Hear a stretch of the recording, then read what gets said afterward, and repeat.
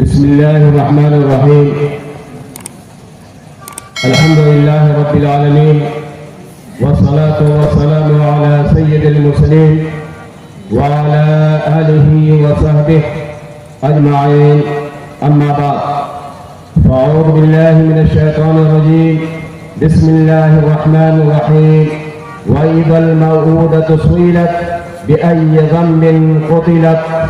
صدق الله العلي العظيم. وقال النبي صلى الله عليه وسلم: من عال جاريتين حتى تبلغا جاء يوم القيامة أنا وهو هكذا فضم أصابعه أو كما قال عليه الصلاة والسلام. آج کے اس باوقار اجلاس کے باوقار صدر محترم مخدوم کرام قدر حضرت امیر شریعت مفکر ملت حضرت مولانا سید احمد علی فیصل رحمانی صاحب دامت برکاتہ العالیہ، امارت شریعہ کے قاضی القضات حضرت مولانا قاضی مفتی محمد انصار عالم قاسمی صاحب، امارت شریعہ کے فعال متحرک نائب ناظم حضرت مولانا مفتی سہراب عالم ندوی قاسمی صاحب، اس علاقے کی بزرگ شخصیت استاد القرہ حضرت مولانا قاری بشیر احمد صاحب، حضرت مولانا کریم اللہ صاحب، معزز علماء کرام، محترم بزرگوں، نوجوان دوستوں، عزیز بچوں، پردہ نشین خواتین حضرات اور شاندار نظامت فرما رہے مولانا مفتی مظفر الرحمان صاحب، سب سے پہلے میں آپ تمام حضرات کا دل کی گہرائی سے شکریہ ادا کرتا ہوں کہ آپ کی یہ آبادی بھوگاڑی تھی جو امارت شریعہ سے بے انتہا عقیدت و محبت رکھتی ہے. یہاں کے مسلمان امارت شریعہ کی ہر آواز پر الحمدللہ لبیک کہتے ہیں. یہ وہ سرزمین ہے جہاں امارت شریعہ کے اکابر کی بارہا آمد ہوتی رہی ہے. حضرت امیر شریعت رابع حضرت مولانا منت اللہ رحمانی رحمت اللہ علیہ یہاں تشریف لا چکے ہیں. قاضی القضات فقیہ العصر حضرت مولانا قاضی مجاہد اسلام قاسمی علیہ الرحمہ بارہا اس آبادی میں تشریف لا چکے ہیں. امارت شریعہ کے امیر شریعت سادس چھٹے امیر شریعت حضرت مولانا سید نظام الدین صاحب رحمت اللہ علیہ بھی یہاں تشریف لا چکے ہیں. اور آج موجودہ امیر شریعت مفکر ملت حضرت مولانا سید احمد علی فیصل رحمانی صاحب بھی اس آبادی میں تشریف لائے ہوئے ہیں. آپ تمام حضرات نے امارت شریعہ کے امیر شریعت اور دیگر اکابر علماء کرام کا جس انداز سے پرتپاک استقبال کیا ہے، جتنا پرجوش استقبال کیا ہے، ہم دل کی گہرائی سے آپ کا شکریہ ادا کرتے ہیں اور دعا کرتے ہیں کہ اللہ تبارک تعالیٰ آپ تمام حضرات کے جذبے کو قبول فرمائے اور اللہ تبارک تعالیٰ آپ تمام حضرات کو اس کا بہتر بدلہ عطا فرمائے. محترم حضرات، رات بڑی تیزی کے ساتھ آگے بڑھ رہی ہے. وقت زیادہ نہیں ہے کہ میں آپ حضرات کے درمیان کوئی لمبی چوڑی تقریر کروں. بہت ہی مختصر وقت میں ہم آپ حضرات کے درمیان یہ بات کہنا چاہتے ہیں کہ اسلام سے قبل عورتوں کی کوئی حیثیت نہیں تھی. آپ صلی اللہ علیہ وسلم کی بعثت سے پہلے عورتوں کو نجس اور ناپاک شے سمجھا جاتا تھا. عورتوں کو اس دنیا میں زندہ رہنے کا حق نہیں دیا جاتا تھا. جب کوئی لڑکی پیدا ہوا کرتی تھی تو لوگ اس کو زندہ درگور کر دیا کرتے تھے. جب یہ اسلام آیا اور ہم سب کے محبوب نبی آقا نامدار تاجدار مدینہ احمد مصطفیٰ محمد مصطفیٰ صلی اللہ علیہ وسلم کی بعثت ہوئی تو قرآن کریم میں یہ آیت نازل ہوئی وَإِذَا الْمَوْءُودَةُ سُئِلَتْ بِأَيِّ ذَنبٍ قُتِلَتْ. اس آیت کے ذریعے لڑکیوں کو زندہ درگور کرنا حرام قرار دیا گیا اور یہ بات کہی گئی کہ جس طریقے سے اس دنیا میں ایک مرد کو زندہ رہنے کا حق ہے، اسی طریقے سے ایک عورت کو بھی عیش و آرام کے ساتھ زندگی گزارنے کا اس دنیا میں حق حاصل ہے۔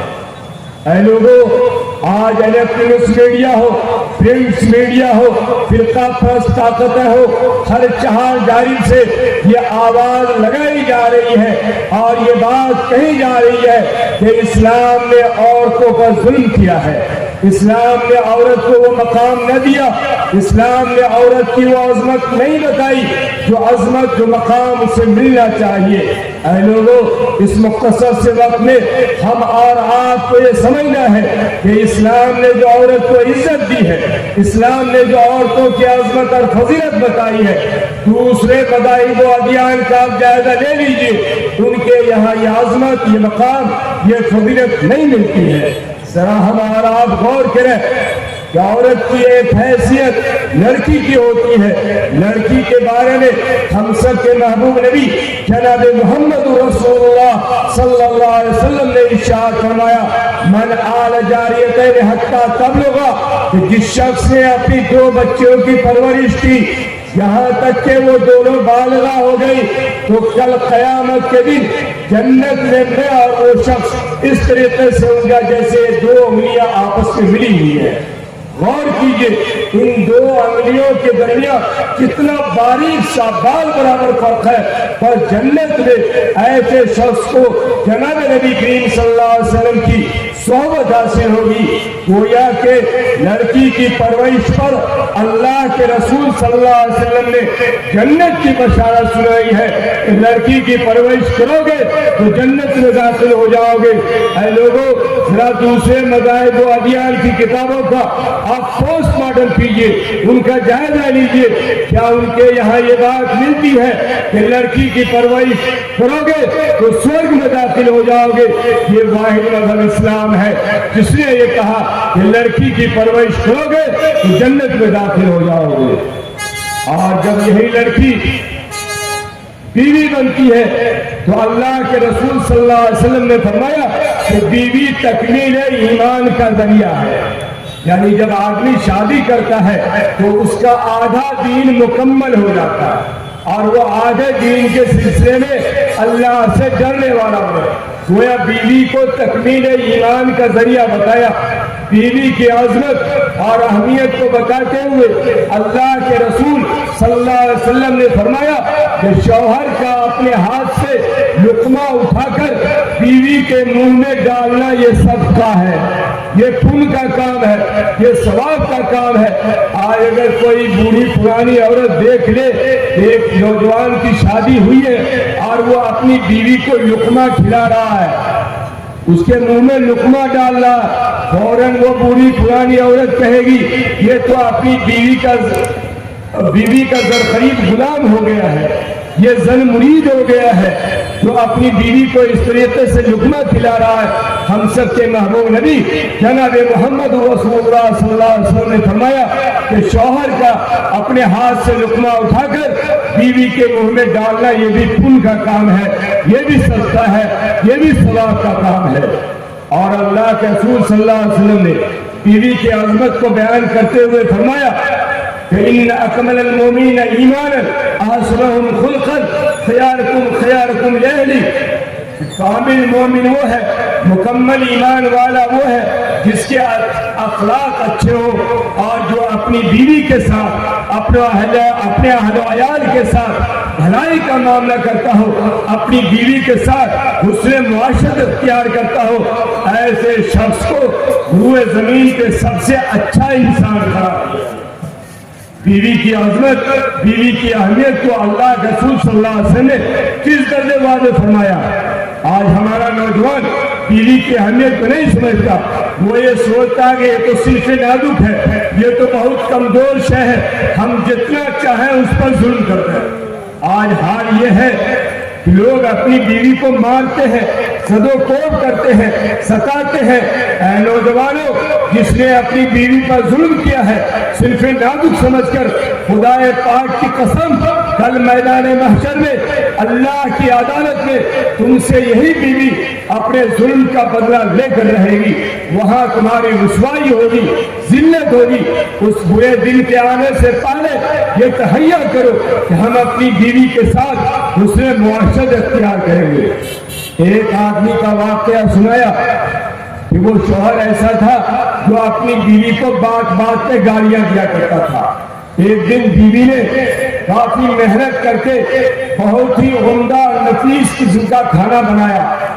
جب شوہر نامدار آیا اس کے سامنے اس کھانے کو پیش کیا، بیوی انتظار کر رہی تھی کہ آج میں نے بڑی محنت کے ساتھ کھانا بنایا ہے، جب میرا شوہر اس کو کھائے گا تو یقیناً آج مجھے ایوارڈ سے نوازے گا، آج مجھے انعام دے گا۔ جیسے ہی شوہر نامدار نے لقمہ اٹھایا، اپنے حلق کے اندر داخل کیا، اس کا ذائقہ کافی عمدہ معلوم ہوا۔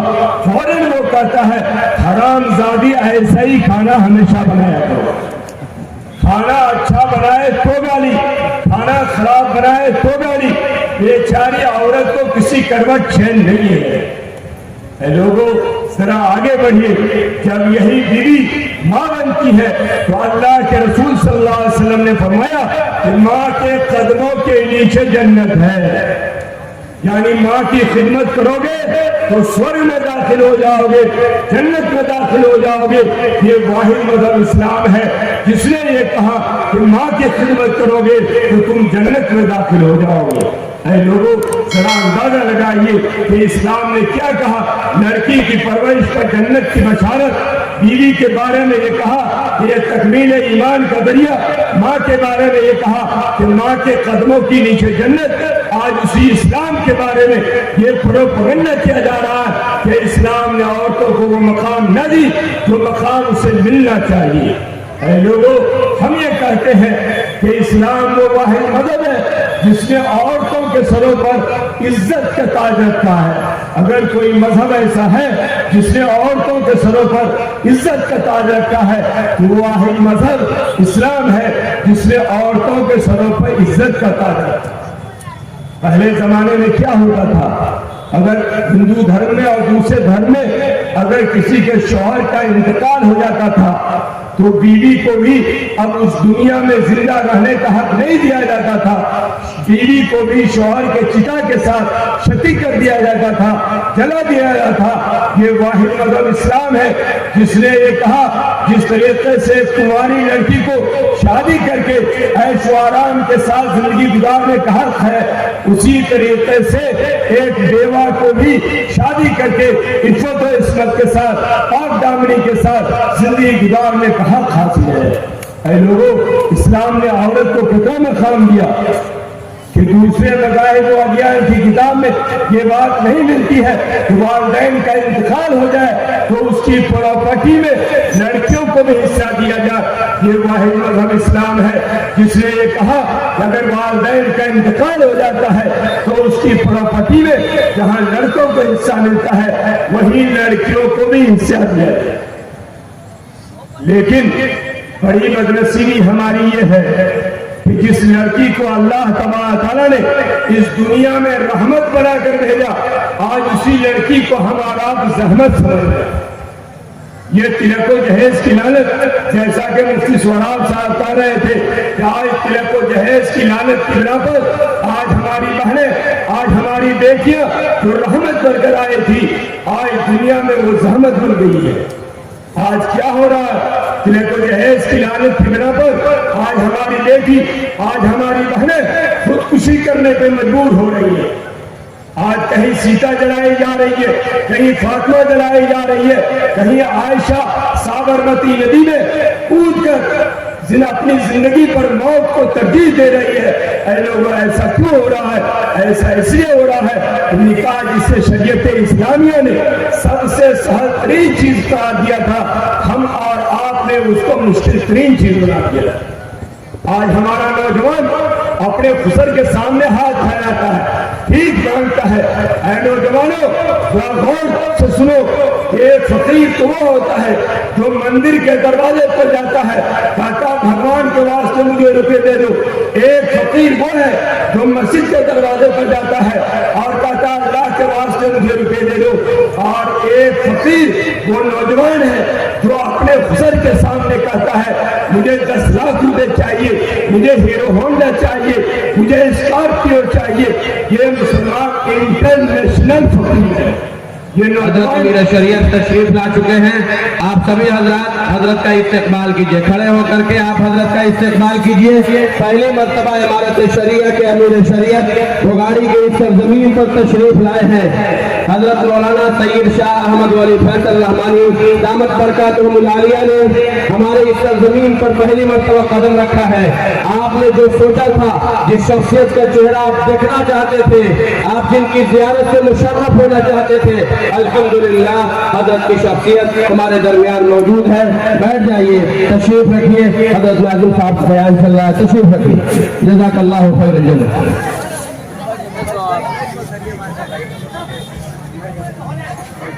تو میں یہ کہہ رہا تھا کہ آج جو نوجوان اپنے خسر کے سامنے ہاتھ پھیلاتا ہے، اس سے بھیک مانگتا ہے، یہ انٹرنیشنل فقیر ہو گیا ہے.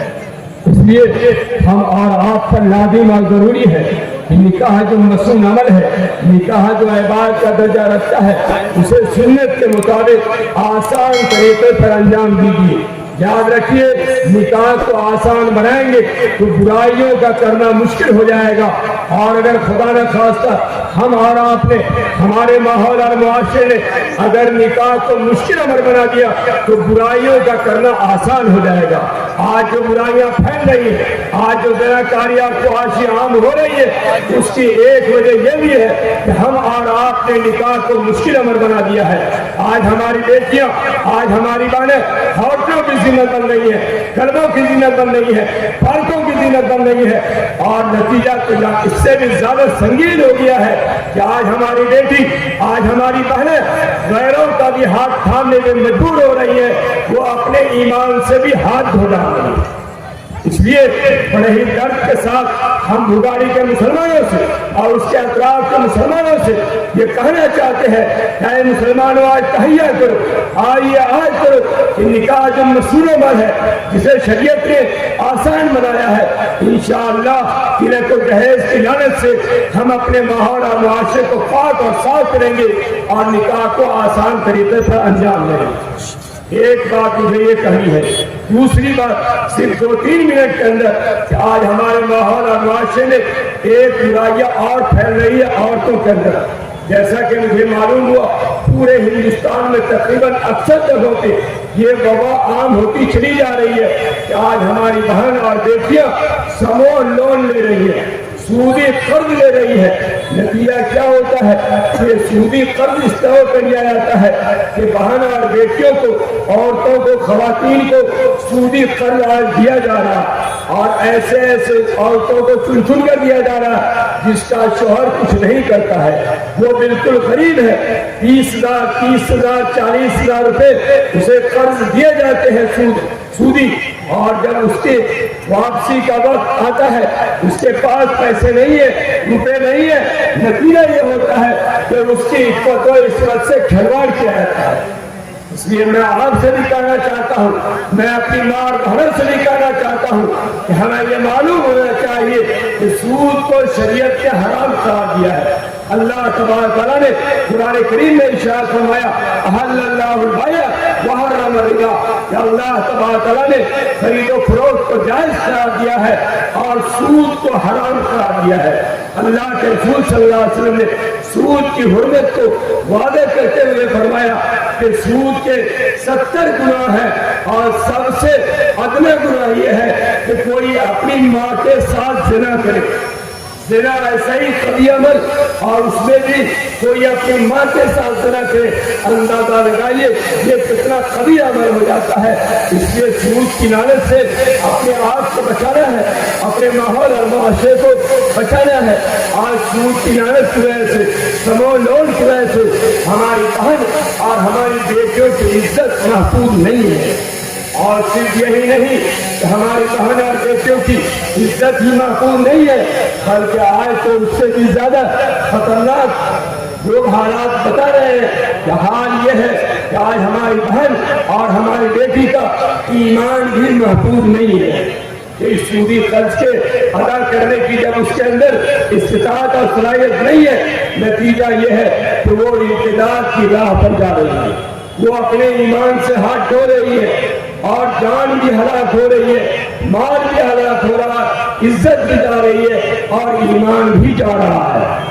इसलिए हमारा आपको सूद की हरमत को समझना है और उसको समझते हुए अपने माहौल और माशरे को पाक और साफ करना है। दुआ फरमाए अल्लाह तबारक तआला हम तमाम लोगों को कहने सुनने से ज्यादा अमल करने की तौफीक रहमत फरमाए। रब्बना तक़ब्बल मिन्ना इन्नका अंतस समीउल अलीम व तुब अलैना इन्नका अंतत तव्वाबुर रहीम।